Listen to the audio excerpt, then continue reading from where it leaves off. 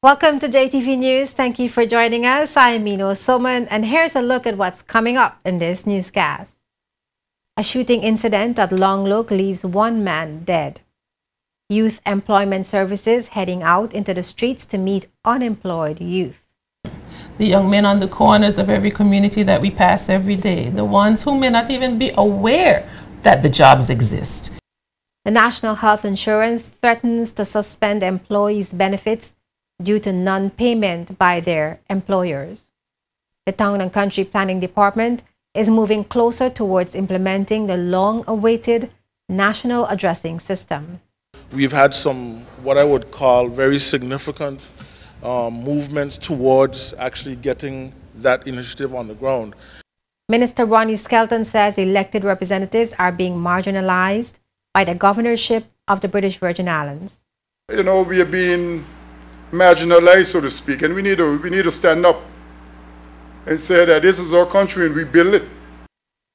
Culture Week's name change focuses on Virgin Islands heritage. I've asked for this change because as we celebrate, our activities should be twofold: the promotion of our culture as well as the preservation of our heritage as Virgin Islanders. Victorious Mom celebrates 2 years of counseling and guidance for women. And promoter Kenny Thompson tells Sophie B. of JTV's Hot Trends why Beres Hammond concert will be an experience to remember. In news from the Caribbean, the Dominican Republic health officials have confirmed that 10 babies have been born with microcephaly in that country. An Olympian, Usain Bolt, has the internet singing along to his new holiday song, Gifted. In Mayo Clinic Medical Minute, a nap can be a welcome break when you're having a hectic day. But did you know that napping offers various health benefits as well as drawbacks? Dr. Geronimo Jones will have a report from the Mayo Clinic that explains the ups and downsides of naps. But first, I'll have the news and more right after this.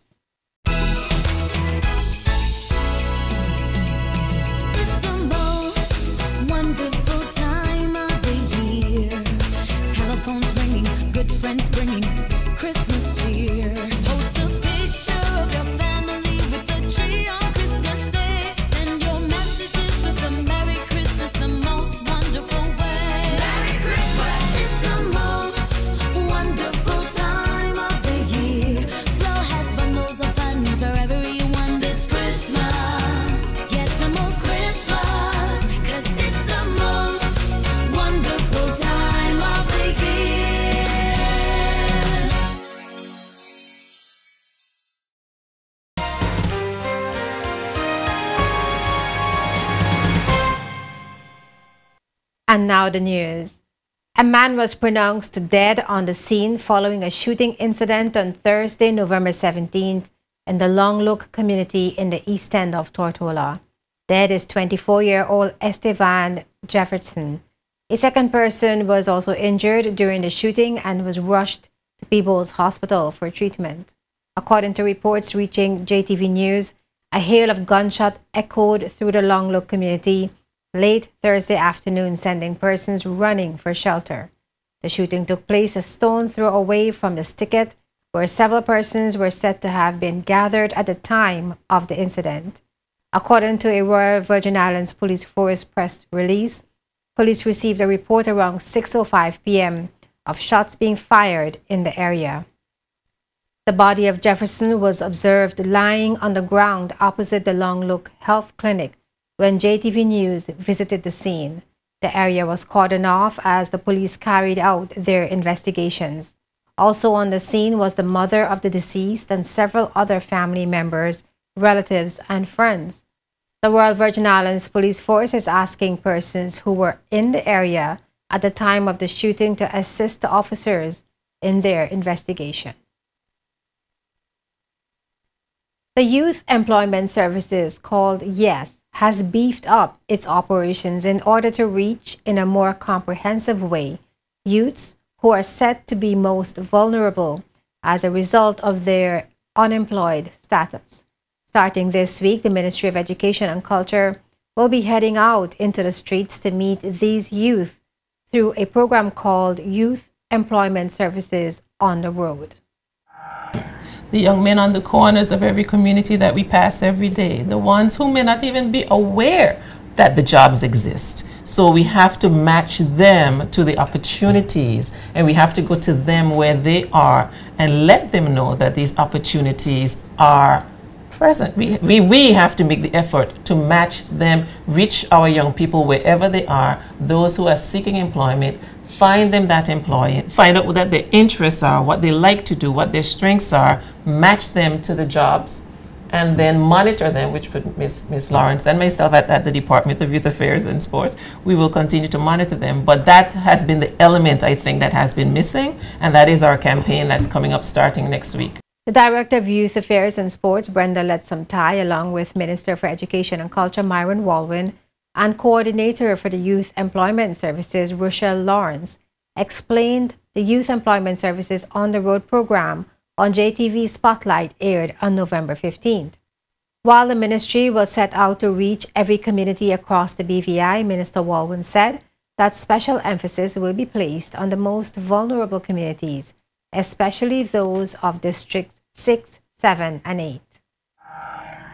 We know the vulnerable areas, so those are the areas that we're going to tackle first. Get the names of all of the young people, see what their skill sets are, and see how we can help to get them up to a level. Some, I'm sure, are job ready immediately, and we're going to try to be able to place them in. But I think based on the success of our program before, I see no reason why we really can't make a serious dent in tackling the issue that exists out there now, particularly in those vulnerable districts. The minister sees the initiative as one that will put YES in a better position at preparing youths for and into jobs as they become available. He, however, stressed the importance of them not just signing on for the sake of wanting money. Don't come to us looking at a job because you want money. Not just simply that, because money alone won't get you where you're going. You need some skills, you need some exposure, you need some experience, and you get some money for doing it. Youth Employment Services, dubbed YES, was initially known as the Youth Employment Register, YER. The name change brought a positive view to the program, as its new design entails a rich package that targets youth ages 18 to 29 years old. The YES is now directly under the Ministry of Education and Culture. Government of the Virgin Islands is moving ahead with road rehabilitation works throughout the territory, funded by a loan from the Caribbean Development Bank. Minister for Communications and Works, Mark Vanterpool, said government remains grateful to the CDB, who in March 2012 approved $15.6 million to carry out road rehabilitation works in the BVI. To date, contracts totaling $9.7 million have been signed, and they include engineering consultancy, planning regulations, and construction works. A contract signed by government on Wednesday, November 16th, marked the 12th contract for CDB projects. Premier and Minister of Finance, Dr. Deolanda Smith, together with Minister Vanterpool, signed the CDB contract with Quality Construction, owned by Roy Garraway, for drainage solution with road stabilization and rehabilitation works in the Horsepath, Huntomsgut area. For the sum of $992,822.28. That is $992,822.28. Quality Construction will undertake land clearing, demolition of existing structures, construction of retaining walls, culverts, drains, and road pavements, re-sectioning of the gut, and other associated works in this area. Quality Construction has successfully completed similar projects for the government. Listing other works already completed under the CDB funding, Minister Vanterpool noted that the contract with FDL Consult Inc. for engineering consultancy and project management was renewed. The contract with FDL Consult Inc. for engineering consultancy and project management was renewed for a period of 15 months, with effect from January 22nd, 2016 to May 22nd, 2017, for a sum of $225,000. There are two tender packages currently going through the National competitive bidding process via the standard local procurement procedures. One is the hydrology study, which is in the final stages of procurement, and the second is Harrigan Estate, similarly in the final stage of procurement. Minister Vanterpool said there are projects still underway, among which are drainage solution and road rehabilitation in Greenland, slope stabilization and drain construction in Windy Hill, and the construction of retaining walls in Nottingham Estate. A number of workers in the BVI are likely to lose their health benefits by November 28th due to non-payment by their employers into the National Health Insurance Plan. Under the law, employers are required to pay 7.5% of each worker's salary to the NHI. Half of that amount, 3.75%, is deducted from the employee's salary, which the employer pays into the NHI, plus another 3.75% by the employer. According to a NHI press release, a large number of employers have not made the compulsory payments since the January inception of the National Health Care Plan. The NHI further noted that by law, a grace period of 3 months of non-payment was extended to the defaulting employers. Over the past months, we have gotten in touch with a number of those employers by phone and by letters requesting that they make good on the payments of contributions on behalf of their employees. Some came in and some didn't.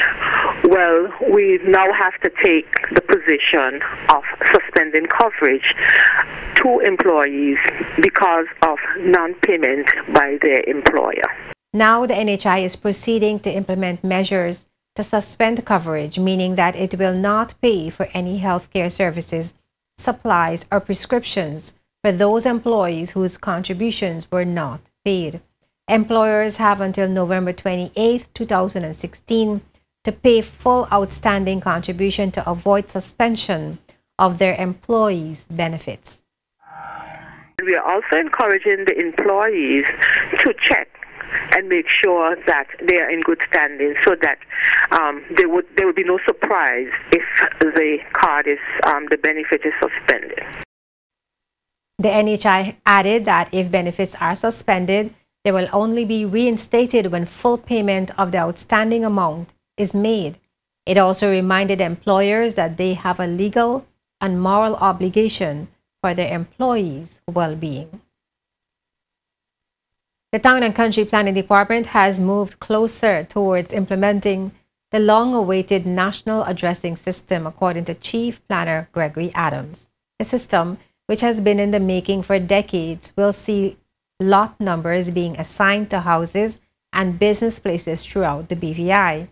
The move is to facilitate an easier and more modern way of locating places. Each house has a number on a street in most developed countries in the world. But here in the BVI, whenever we have to give directions to where we are, it's go up the street. When you see a tree, you turn left, and then you see a greenhouse and you make a right, and then you go till you see the guy sitting down in a corner, and then the house is across from him. But if the guy get up from around the corner, then the person who you're giving the directions to is lost. So beyond that, though, we see from where we sit, from a professional standpoint, we see a very dire need to have physical addresses. And it benefits everything from emergency services, fire, police, medical services. It benefits just the general business in the country. If you were to own a restaurant and you wanted to do food delivery to homes or businesses, it makes your life easier. During an event held this week at the Central Administration Complex to mark World Town Planning and Geographic Information Systems Day, the Chief Planner noted the relatively long wait for the addressing system to be up and running. As most people know, for the last, almost 30 years, we as a territory have been trying to incorporate physical addresses in the territory. And I'm happy to say that within the last month or so, we've had some, what I would call, very significant movements towards actually getting that initiative on the ground. And I think it's very timely, as we celebrate GIS and Planning Day today, that the timing of that movement. The chief planner claimed that some very significant movements have been made to make the system a reality, although he did not disclose the specifics. And still to come on JTV News, Minister Ronnie Skelton speaks on the governorship of the British Virgin Islands. Those days are no longer here. And now we have a governorship that seems to believe that those days should come back. And I am saying no. And Victorious Moms offers counseling and guidance to women. We are a mentorship ministry, and we mentor young women or struggling mothers. Plus, Hot Trends has the latest on the upcoming concert with reggae great Beres Hammond. But first, other news making headlines in the Caribbean. Here in the Virgin Islands, we are blessed to live and work in paradise. Paradise just doesn't mean our tranquil blue waters and green hills. National Bank of the Virgin Islands defines paradise as any place or condition that fulfills your aspirations. To me, paradise means knowing that I will have a financing partner when I'm ready to open my first business. I feel confident that I can manage whatever life throws my way because I know my bank will be with me every step of the way. That's why I choose National Bank of the Virgin Islands, the official bank of paradise. My future's looking so bright, bright, bright, bright. With the official bank of paradise, paradise. National Bank of the Virgin Islands, the official bank of paradise.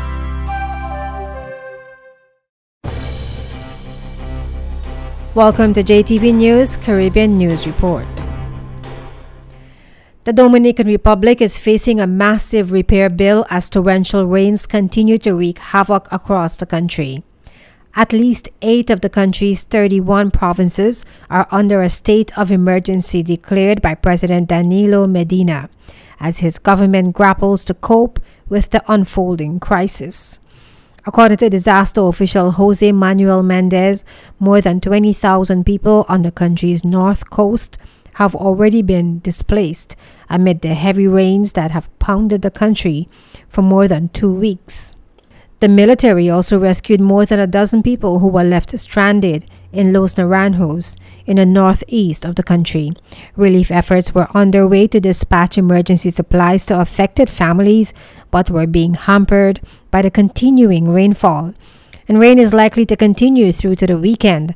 The flooding comes less than 2 months after the passage of Hurricane Matthew, which resulted in minor damages. And the Dominican Republic health officials have confirmed that 10 babies have been born with microcephaly, a neurological condition that has been linked to the mosquito-borne Zika virus. According to Caribbean News Service, the public health minister released data which revealed that 18 additional cases are yet to be confirmed by the U.S. Centers of Disease Control and Prevention, CDC. So far this year, the suspected Zika cases in the country total 5,216. Of this amount, 948 are women in the first 6 months of pregnancy. The health officials also revealed that 274 cases of Guillain-Barré syndrome were reported in people with a previous history of symptoms compatible with the virus. To date, 17 countries have reported confirmed cases of congenital syndrome associated with the Zika virus. In an unexpected move on November 15th, veteran Vincentian politician Arnheim Eustace announced plans to step down as opposition leader and leader of his new Democratic Party, the NDP. 72-year-old Eustace took over the leadership of the NDP in 2001 from former Prime Minister Sir James Mitchell. He told the party's Central Committee that it was time to pass on the baton and signaled that he was fully prepared to support his successor. Eustace plans to continue as the MP for East Kingston, the constituency he has represented for 18 years. According to Caribbean360.com, Eustace served as Prime Minister in October 2000 for just about 5 months before the NDP was defeated in the 2001 general election by the Ralph Gonsalves-led United Labour Party. The NDP has lost 3 general elections under his leadership, although he successfully increased the party's performance, narrowing the margin of defeat to just 1 seat in the December 2015 general election. The NDP will hold an extraordinary convention on November 27th to elect a new party leader. Declaring his intention to break more records, the world's fastest man, Olympian Usain Bolt, is creating viral buzz and has the internet singing along to his new holiday song entitled Gifted. Inspired by Eddie Murphy's 1980s hit Party All the Time, the music video has quickly racked up more than 6.5 million views and 100,000 likes and reactions across Facebook and Instagram in just 5 days.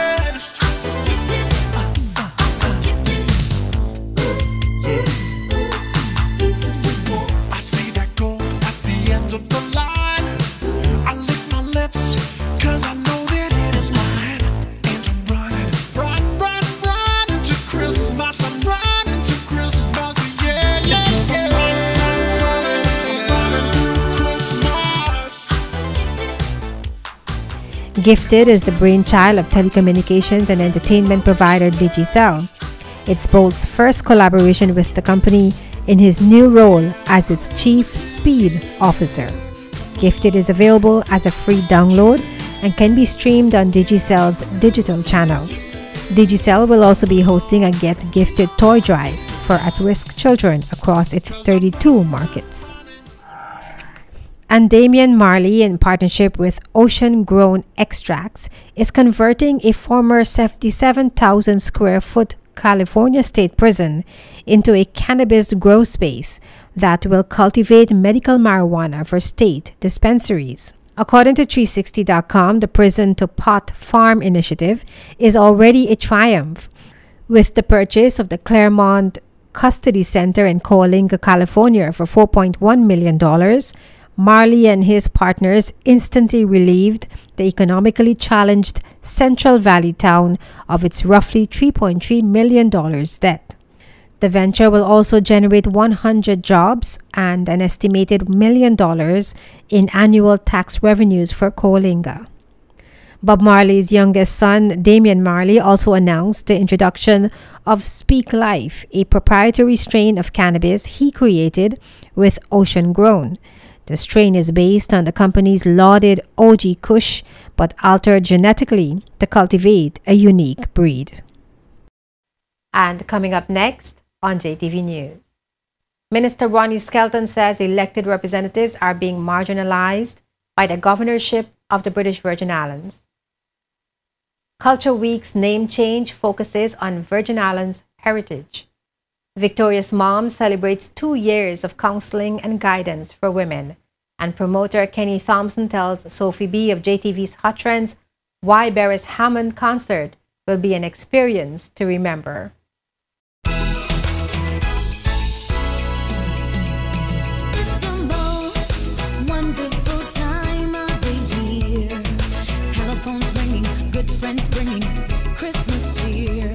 Post a picture of your family with a tree on Christmas Day. Send your messages with a Merry Christmas, the most wonderful way. Merry Christmas! It's the most wonderful time of the year. Flo has bundles of fun for everyone this Christmas. Get the most Christmas, 'cause it's the most wonderful time of the year.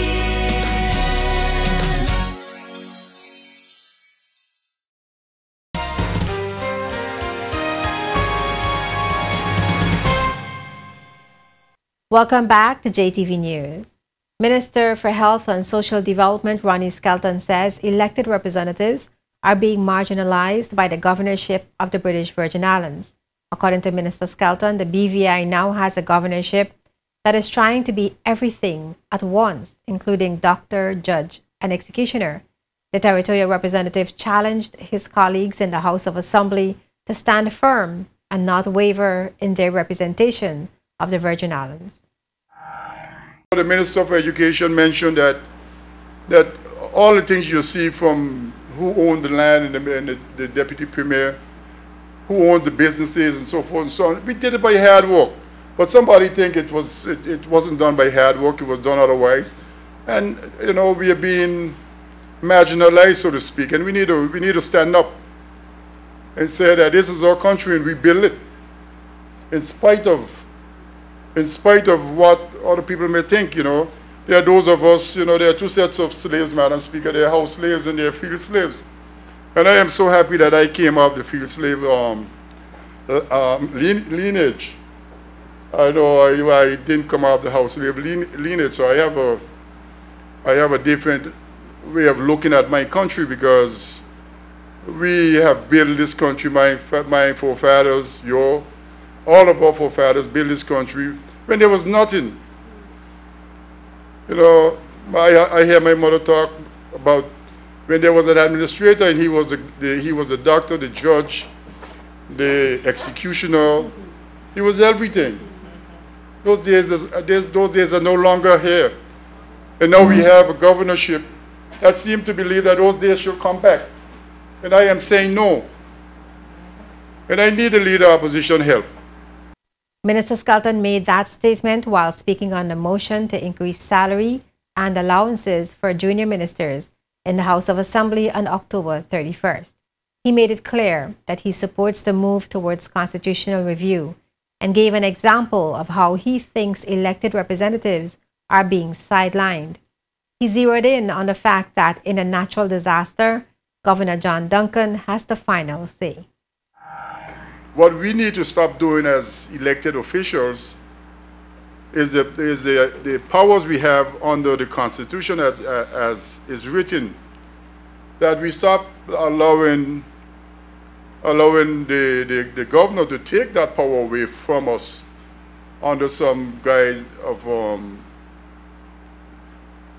a civil servant or a public good or of that nature. And if you don't be careful, it will happen, because everything could be classified as a disaster, Madam Speaker. And if you classify things as a disaster, then the Constitution says the governor is in charge. If you consider something to be a public emergency, the governor in charge. So we go on the side. You know, and when I argued the point that in 2007 we were doing the Constitution, Madam Speaker, and the junior ministers, they have some of these arguments to carry forward. You know, most of us in this house had hurricane experience, disaster experience, than anybody coming out of England to sit as governor. We know how to take our country and put it back together after a hurricane. And we were good at it. Now we have somebody with no experience, absolutely no hurricane experience, say they're in charge of the thing. And that bothered me, Madam Speaker, because our country has gotten this far in spite of the British government. You know, we have done it by hard work, and we need to recognize it.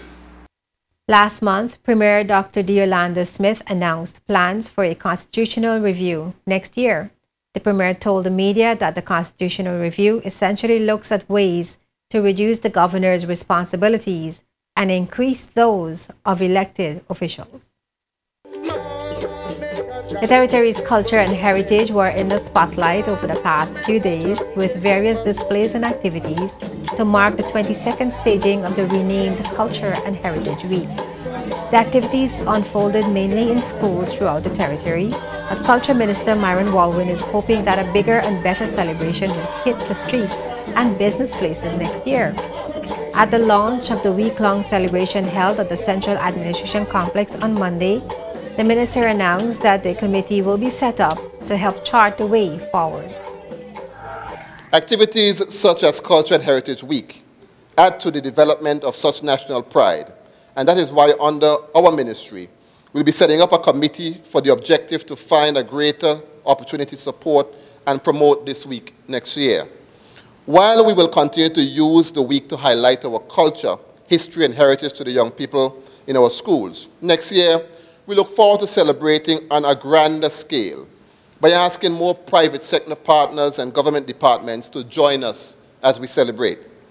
Our hope is on each Friday of Culture and Heritage Week, we will, in our tongue, see residents beautifully dressed in our territorial wear, and our foods, music, and other cultural emblems given much more prominence. As we are also at the beginning of the tourism season, this can also serve as an opportunity to open the season in style, showcasing Virgin Islands style.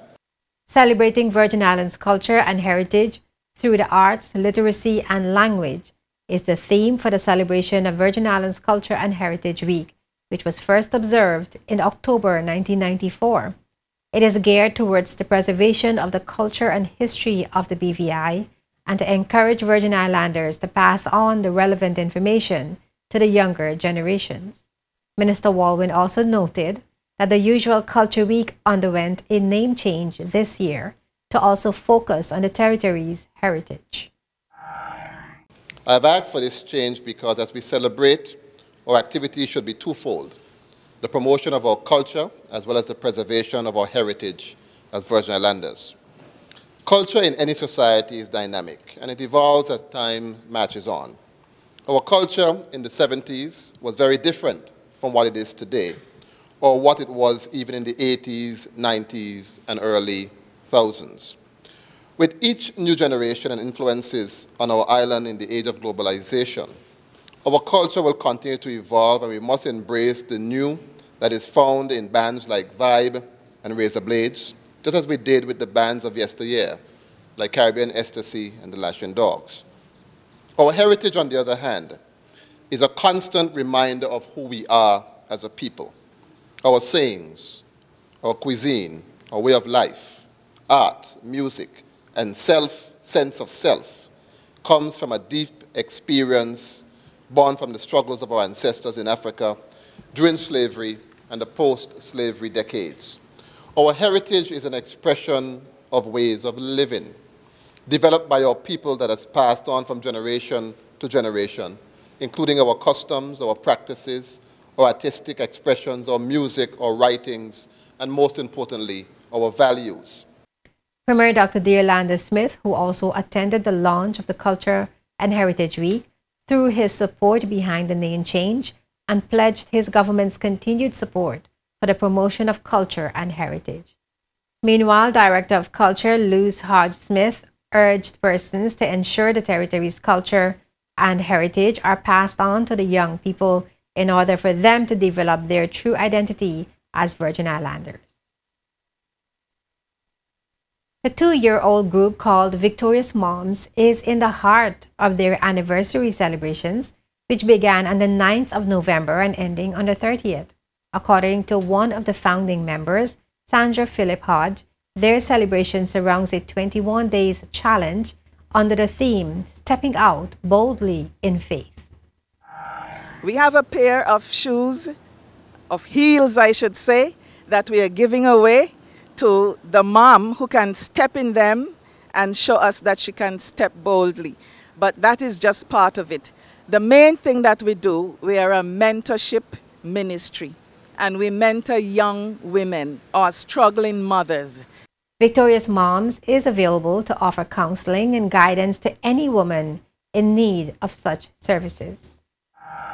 We are founded on the principle that says older or mature or more established women should help the younger ones, and that is what we're aspiring to do. And we want to encourage all women of faith, regardless of what church or what denomination, because we are not a church-based group. We are a multi-denominational group of women who get together and do this thing.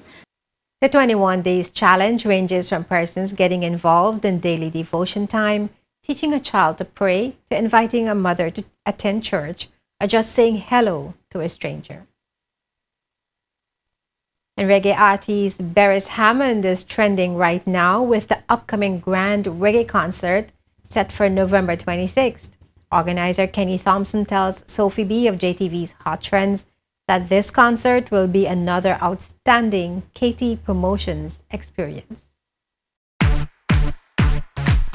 This is the real deal, Sophie. The real deal. The real deal. And the thing is, you know, right now Barris is kind of winding down his career. Right. So, you know, I mean, we don't know if we can get a chance to see Barris this side again. All right. So, you know, we have to take in this Barris now. Well, I'm going to be taking it in, boy. Like somebody said to me the other day, Barris is one of them type artists, no matter what city you're in, or if you're in a country at a time and Barris is there, you're going to get there. You have to go to see Barris. I agree. So, you know, we're asking everybody to come out, enjoy this once-in-a-lifetime experience. All right, good stuff. Now, let's talk about tickets. Where can persons get their tickets? Right now, tickets are available online, kittyproductionsvi.com, stubsbvi.com. We have a Bolos, Hazem's Beauty Supplies.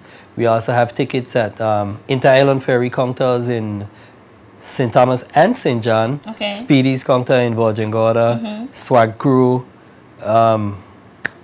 Yeah. So basically, this event, you're telling the persons in the neighboring islands, St. Thomas, St. John, St. Croix, you need to be here. Yeah, you need to be here. You need to be here. And we're really having a really big interest from the USVI, particularly in St. Thomas. Yes. So we're expecting a good turnout from them.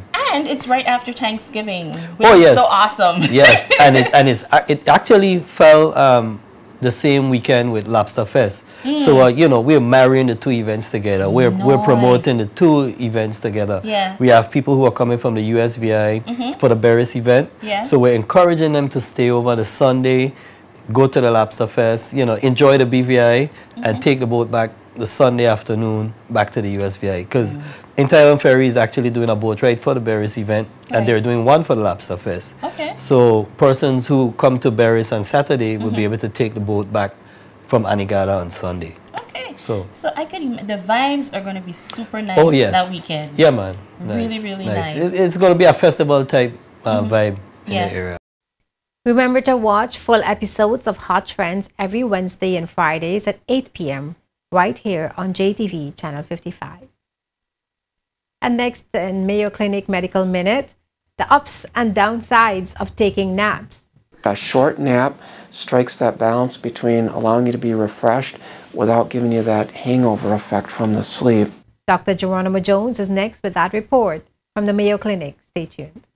Eureka, located in the British Virgin Islands. Come, discover Eureka Medical Clinic, which provides the most complete medical services in the Virgin Islands.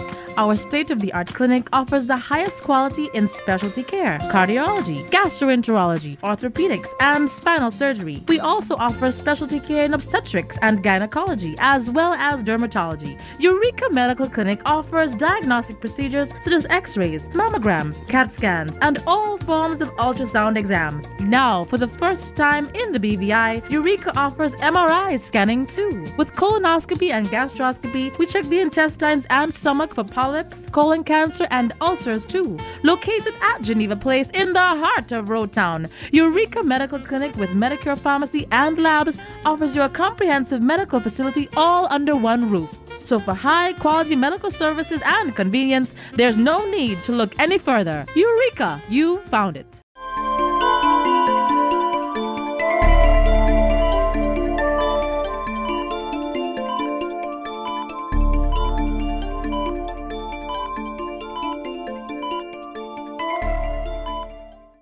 If your night was restless or the day is hectic, a nap is a welcome break. Napping offers various benefits from healthy adults. However, naps, especially longer ones, have drawbacks. In this Mayo Clinic Minute, Jeff Olson speaks with sleep specialist Eric Olson about the ups and downs of naps. Cat napper, take note. Your break should be quick. A short nap strikes that balance between allowing you to be refreshed without giving you that hangover effect from the sleep. Dr. Eric Olson is a sleep specialist at Mayo Clinic. He says longer naps take you into deeper stages of sleep. And with that, then it's harder to get going when you awaken. Doctors call it sleep inertia. Keeping your nap under 30 minutes can help to avoid it. Dr. Olson says the need for a longer nap may be a sign of nighttime sleep trouble. Your schedule, diet, or bedtime routine could all be causes. Or is there suspicion of a sleep disorder that's interfering with what seems like should be an adequate amount of time in bed? A sleep study can identify a disorder and lead to treatment, and sleep specialists can suggest improvements to bedtime habits. Getting help with your sleep can make napping simply refreshing instead of required. For the Mayo Clinic News Network, I'm Jeff Olson.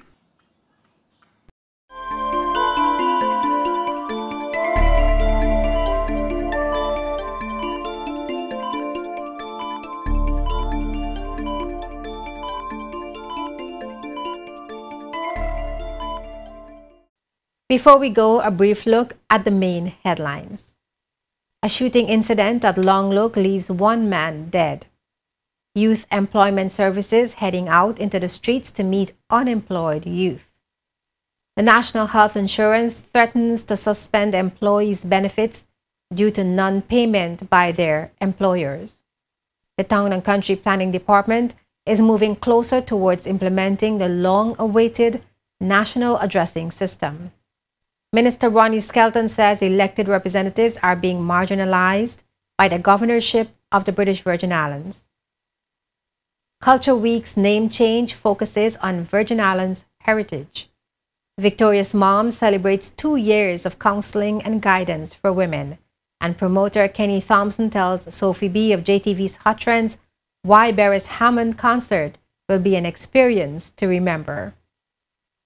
In news from the Caribbean, the Dominican Republic health officials have confirmed that 10 babies have been born with microcephaly in that country.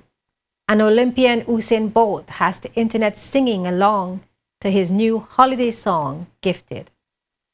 Just a reminder that you can find all the news stories featured in this newscast as well as previous newscasts on our website, jtvlive.net. Additional information and news updates can be found on our Facebook page, facebook.com/JTV55. Of course, all our news features, press conferences, and JTV's television programs can be found on our JTV News YouTube channel. You can subscribe for regular uploads.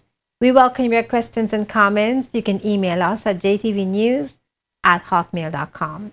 For the entire news team, I'm Ino Suman. Thank you for watching.